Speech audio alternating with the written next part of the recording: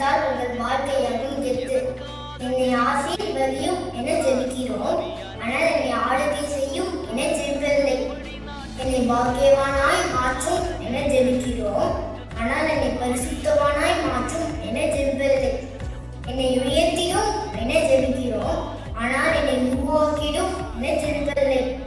என்னை நேர்மைப்படுத்தும் என ஜெபிக்கிறோம், ஆனால் என்னை மேட்டினில் இருந்து விடுவியும் என ஜெபிப்பதில்லை.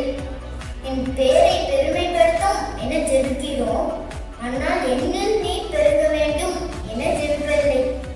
ஆடி பாடி ஆராதனை செய்து ஜெபிக்கிறோம், ஆனால் அர்ப்பணிப்போடு ஜெபிப்பதில்லை. முழங்கால் படியிட்டு ஜெபிக்கிறோம், ஆனால் முழு மனத்தோடு ஜெபிப்பதில்லை. கைகளை உயர்த்தி ஜெபிக்கிறோம், ஆனால் ஒப்பு கொடுத்து ஜெபிப்பதில்லை. பூமிக்குரிய வீட்டுக்காய் ஜெபிக்கிறோம், ஆனால் பரலோகத்துள்ள நித்திய வீட்டுக்காய் ஜெபிப்பதில்லை. உலக ஆசீர்வாதத்துக்காய் ஜெபிக்கிறோம், ஆனால் ஆவிக்குரிய ஆசீர்வாதத்துக்காய் ஜெபிப்பதில்லை.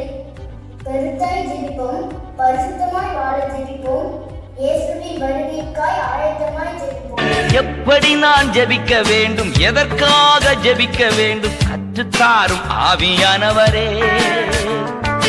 எப்படி நான் ஜெபிக்க வேண்டும், எதற்காக ஜெபிக்க வேண்டும், கற்றுத்தாரும் ஆவியானவரே. வேத வசனம் புரிந்து கொண்டு விளக்கங்களை அறிந்திட வெளிச்சம் தாரும் ஆவியானவரே.